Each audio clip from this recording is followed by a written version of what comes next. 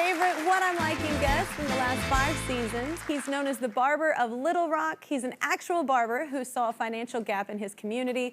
With no banking, finance, or MBA background, he started his own community bank, lifting up people who otherwise might be left behind. It even became the subject of an Academy Award-nominated short film. I spoke to him last year just before the Oscars. So are you going to the Oscars? You better. I'm actually here in LA, just wrapped up with the Oscar festivities and luncheons and all of the great things that's happening. Met so many fantastic people, and it's just a surreal experience. You know, I never in a million years would have imagined being, nominated for an Oscar. I was so impressed with his work. I wanted to learn more about it, so we have him here. Please welcome Arlo Washington, better known as the Barber of Little Rock. Give it up for him. Hi, everyone. It's nice to finally meet you in person. Thank you so much for having me on the show, having me back on the show. Yes, I know. I loved, virtual was cool, but it's cooler to kind of get to invest a little bit more. So I got to ask you first, though, how was the Oscars? Oh, the Oscars was amazing. Yeah. We had an amazing time. I got a chance to, meet, be with Dwayne Wade and Gabrielle Union, and I see a lot of folks I saw on TV growing up, and I even got a chance to see Danny DeVito. Yeah, I love Danny. Wow, it was amazing. It was amazing. And I got a chance to talk to, interviewers that tell you your story in 30 seconds. Yes. Oh my gosh, right? And I'm not good at synopsis either. Yeah. Wow. Yeah, so it's hard. It was an amazing experience. I got a chance to, we didn't win the Oscar, but it was still a win. It was a win for my community. It was a win for low-income communities. It was a win for community development financial institutions. And the subject matter to be lifted up, on that platform, that was a win for me. It's a win to be nominated for an Oscar. Absolutely, absolutely. That's a huge, huge thing. It was amazing. So the film is about the community bank. This is, I find interesting. Like, remind us how this all happened, though. How did you go from being a barber and then how did that happen? Well, of course, it's a lived experience for me. I experienced generational poverty and always having to figure things out, to make ends meet. And I was like, well, you know what? If I've, barbering was something that I picked up because it's something I felt like would keep me connected to the community. It was something that I felt confident that I could do, and I wanted to create my own destiny and opportunity. And then, we started to, start the barbershop, scraped up $1,750 to start my first barbershop. That shop grew to 9 chairs in the first year. From that, I took the profits from that barbershop and invested into another barbershop. Eventually, I had 27 people renting booths. Yeah. So I was like, man, we're training barbers, we're teaching people how to do things. I lived in New York for a little while. I moved to New York a little bit, stayed here for a couple of years, where I learned most of my barbering skills. Yeah. And so I figured if I could take that to Arkansas and help, create some opportunities there, then that's what I wanted to do. I learned how to use a razor. They wasn't using straight razors in Arkansas, so I was like, well, let me go back. And that's what I did. I came back to Arkansas. 2008, Washington Barber College was born, and we began to provide financial Pell Grants and direct loans. So the school became nationally accredited and then certified by the Department of Education to offer these loans to low-income students. Yeah. And so when doing that, we noticed that these students, they didn't understand the difference between a grant and a loan. And I was like, man, I look at this national student loan debt, and I was like, wow, do we want to be part of the problem or do we want to be part of the solution? And so we figured if we could provide them with access to credit while they were in the program, then they would graduate and be sustainable, profitable, and scalable when they got out. Yeah. And that was the whole goal. And so from there, I didn't know that in 2009, Arkansas became a credit desert. Oh. Yeah, with the prohibition of predatory payday lending. And our lawmakers did a good job, but they didn't come back with a safer alternative. And there were 200,000 Arkansans utilizing the services. So we emerged out of that unmet credit need. And I was like, well, we didn't have a whole lot of money, but it's like, well, we could get people comfortable coming to the barber college. It's like, well, if we put a repurposed shipping container over here, it's a place-based strategy. People feel comfortable coming here. Maybe those that wouldn't normally walk into a bank will feel comfortable coming to this location to be able to access credit, get financial literacy, and better their financial lives. So that was the whole goal, to make people financially healthy. No, and it's just amazing. We actually have one of the business people Arlo's held backstage. She owns a Southern brunch restaurant, and not only is she sharing her story, she's going to share one of her most famous recipes. Stay here. Before the break, I spoke with Arlo, better known as the Barber of Little Rock. He was the subject of an Academy Award-nominated documentary that profiled his community bank in Arkansas.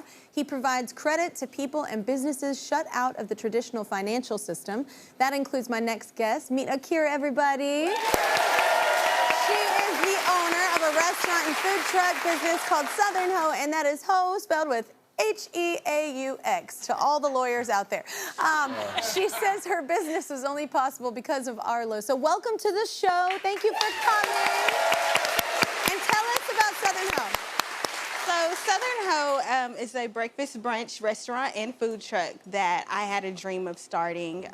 We are known for our chicken and pancakes, our salmon croquettes, which is a Southern favorite, smothered potatoes. It's basically the opportunity to provide breakfast from home on the go. I had a dream of getting this started, and I could not have done it without Arlo. It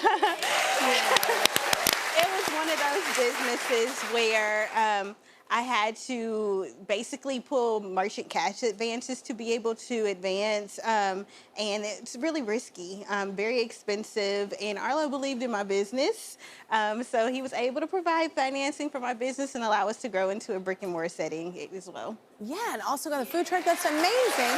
So Arlo, is Akira a good example of why you're investing in people? Absolutely. That's why community development financial institutions exist, because we are the quarterbacks of communities that make those critical plays, the key players in access to capital and credit for underserved populations, like Akira, that needed financing, but the merchant cash advances had her eating up all her profits. She couldn't get ahead. And so that's when, when she told me her story, and then I went and tasted the food as well. I was like, man, yeah, we got to put some money behind you. And so that's when, we were able to provide her with a low-cost loan to help, and some flexible terms to help her to be able to get out of those merchant cash debt. We refinanced those for her, and now she's growing, and I'm so proud of her. Yeah. You know what? It's also interesting because it's not just like you're investing in the business. You believe in the business. You're investing in the people in the community, and that's like the bigger point for me. I think it's a beautiful thing to support your community. Go to those restaurants, support those restaurants, all of that. That's an amazing thing. So what are we making today? Because it smells delicious. Absolutely. So this is one of our favorites. This is salmon croquettes. People line up for it. We cannot keep it in stock. What you're gonna do is go ahead and mix in your bell peppers. Bell peppers? Yep, we got red and green bell peppers there. You can go ahead and mix. I grow these at my house here in New York. Don't be jealous. Yeah, you got it. You're the professional here. Okay, so we mix this in. We've got some dry ingredients here. We've got our Greek seasoning, onion and garlic Just all powder. of it? Yep, just go ahead and dump it all in. Okay. What's this one? I don't know what it is. It looks so good. That's the garlic powder. Yes, I love garlic. Yeah. And then somebody give me a kiss. Old Bay. Old Bay. What is salmon without Old Bay? Yeah. Okay. You guys mix those seasonings in. Okay. And then you're gonna go ahead and mix in. We got chicken biscuit crackers. Chicken biscuit crackers give you more flavor. Yes. I'm not even gonna ask. I'm just using them all. Okay. Okay. And then you'll need to add your egg and your mayo. Okay. I'm just gonna. He's being classy about it. There we go. I'm trying to. I have to lead this to the cooks. Well, that's not me. And the last portion, we've got the, as I call it, wash your sister sauce. Okay, wash your sister sauce. Oh my God. I just mix everything up. Yep, don't forget to wash your sister. Oh, okay. Oh, watch your sister. All right. I got you. You'll just mix it till it's well incorporated. Okay. And then we've got a bowl over here that's already incorporated. Okay, love it. So you take a scoop? Yep, you'll take a scoop and you'll put that in the pan and you'll kind of press it down. You can use your spatula, press it down into a patty. Patty. And there's your mix over there. Okay. You can leave that. Look, that did it for us professionals. Gotcha. And we've got some that are ready here. Usually after you fry these for about 3 minutes each side, then you'll put them in the oven for about 6 minutes to set. I'm sorry, I smell it and my mouth is watering and I'm listening, but I'm also, I'm hungry. Doesn't that look good? Yes. Oh, I love my job. Okay. This is something that we'll usually sell. Okay. I just had a ratatouille moment. That is delicious. So these, you can't keep these, right? Can't keep them in stock. We usually sell it. It's like a really heavy breakfast. We sell it with rice or grits, smothered potatoes, and then you can get a biscuit or white toast, sweet toast, raisin bread. Yeah, keep talking. It's a really heavy breakfast. Good. And then eggs, however you like them. I like mine over medium. You should do a cookbook. Yeah. I'm just saying, you should do that. Oh my God. So you have something you want to say to Arlo. What is it? I do. So I just wanted to thank you. I hope I don't get too emotional. I wanted to thank you for everything that you've done for my business. You are a pillar in the community. Not only have you helped my business grow, we're approaching 7 figures. And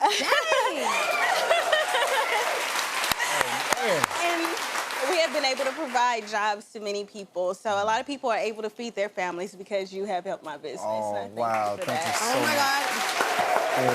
I'm like, Thank you for sharing. Thank you for sharing. Wow. Thank are you. y'all sure y'all don't want to talk a little more about anything? Are you like, this is one of my favorite things I've ever had on this show. I'm not kidding. It's so good. Oh my God. Clearly, Arlo knows how to find incredible entrepreneurs across different fields. Congratulations on those 7 figures coming up. Arlo, we reached out to our friends at Betterment, and they love the work that you're doing to uplift business owners in need, and so they're going to donate $10,000 just to help out. This is so good. Fire. That's fire. You are an amazing man. This is so Thank you cool. so much for the Yes. opportunity.